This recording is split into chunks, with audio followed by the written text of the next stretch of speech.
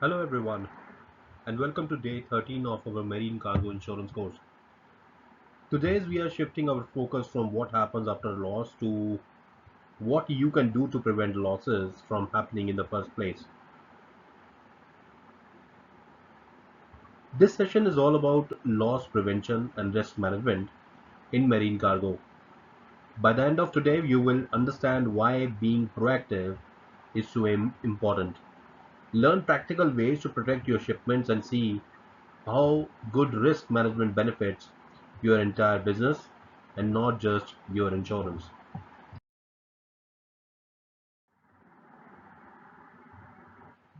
So, why should we really focus on loss prevention?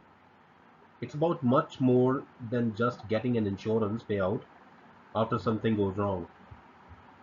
First, it's about going beyond insurance. While insurance is fantastic for covering financial losses, prevention helps you avoid bigger headaches. Think about it. A damaged shipment means disruption to your schedule, potential damage to your company's reputation, and other costs that insurance might not cover, like lost sales opportunities or production delays. Prevention stops these problems before they start. Second, it leads to direct cost saving. It's simple.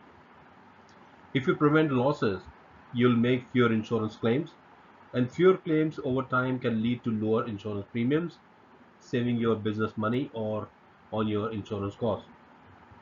Third, it builds supply chain resilience. When you actively reduce risk, you create a stronger and more reliable supply chain. This means your goods are more likely to arrive exactly when and how they should, making your entire operations run more smoothly and dependably. And finally, it's about customer satisfaction.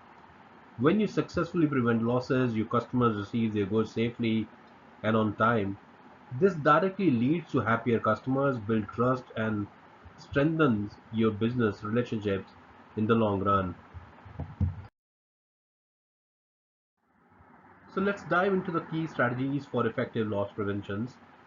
Our first strategy is all about robust packaging and labeling. Think of this as your cargo's first line of defense. Your packaging must be fit for purpose. This means it has to be strong enough and suitable for the specific type of goods you are shipping and able to withstand with all the bumps and shakes and environmental changes it might face during this journey. It's also important to follow international standards. For example, if you use wood packaging, make sure it complies with the ISPM 15 rules, which are designed to prevent the spread of the pest. And don't forget clear labeling.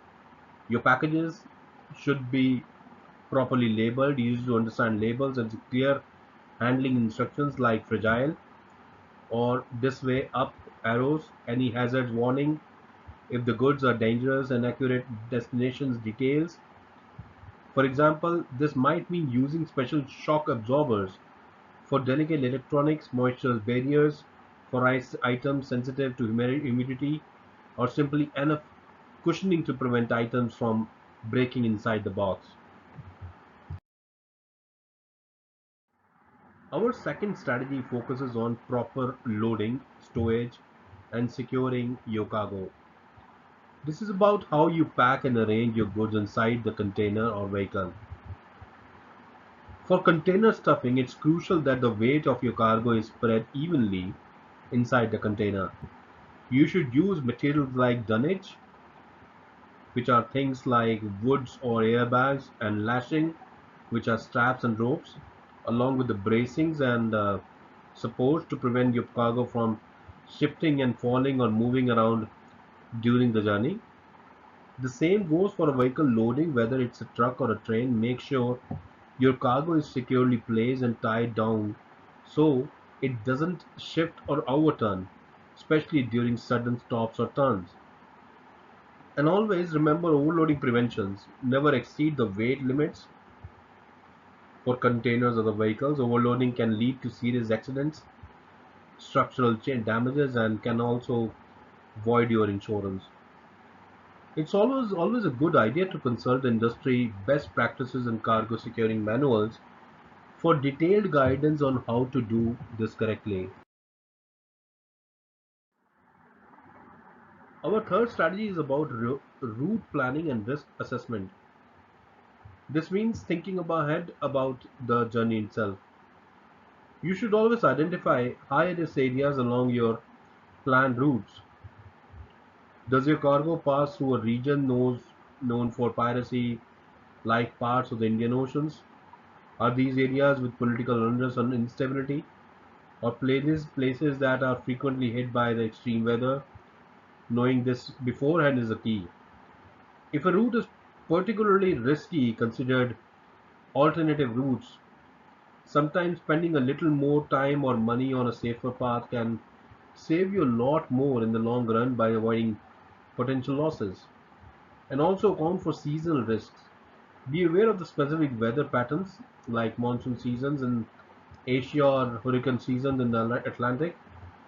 If possible, try to plan your shipments to avoid these periods when the risk of severe weather damage is much higher.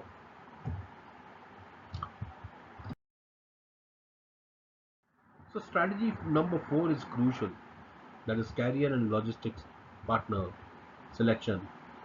The companies you trust your cargo with are incredibly important. Always choose carriers or shipping lines or airlines or trucking companies that have a strong reputation and track record. Look for those with the proven history of the safety and reliability and good service in this industry. Check for the certifications. Many reputable carriers will have industry certifications that show they meet certain safety and quality standards. Verifying these can give you peace of the mind. And if you maintain logistic partners, use other companies called subcontractors for the parts of the journey. Make sure they are also properly vetted.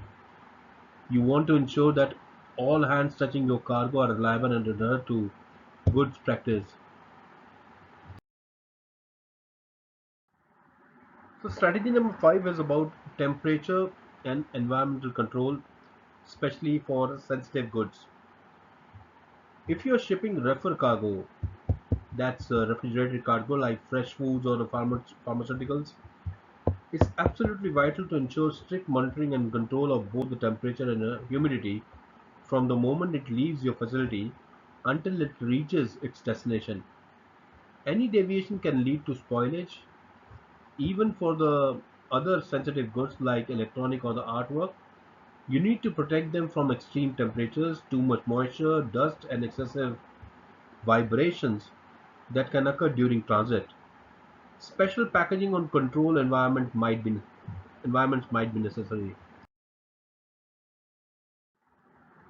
Strategy number six focuses on security measures to guard against theft and tampering. For high value cargo, you should consider extra precautions. This might include using secure tamper proof containers, having real time GPS tracking on the shipment, or in very high risk situations, even armed escorts. For general theft preventions, make sure your warehouse have strong security like surveillance cameras and controlled accesses. Also use tamper evident seals on your containers. These seals show if someone has tried to open the container without authorization, alerting you to the potential tampering. Strategy number seven is about leveraging technology and monitoring it for smart oversight of your cargo. GPS tracking devices give you a real-time visibility, meaning you can know exactly where your cargo is at any given moment. This is invaluable for security and planning. You can also deploy lot sensors. These are small devices that can monitor conditions inside your container like temperature, humidity, shocks, and vibrations. If something goes wrong, you get a alert right away. And for advanced user predictive analytics, use data from your past shipments and current conditions to anticipate political potential risks. This allows you to foresee problems before they fully develop and take shipments to prevent them. So finally, strategy number 8 is about employees training and awareness. Your team is one of your most valuable assets in loss preventions. It's essential to regularly train your employees on the best practices for handling cargo, how to pack goods correctly, and all security procedures. Well trained staff make fewer mistakes and are more aware of potential risks. And importantly, foster a culture of the risk awareness. Encourage everyone on your team to be vigilant, to report anything unusual they observe, and we truly understand that their actions play a direct role in preventing losses.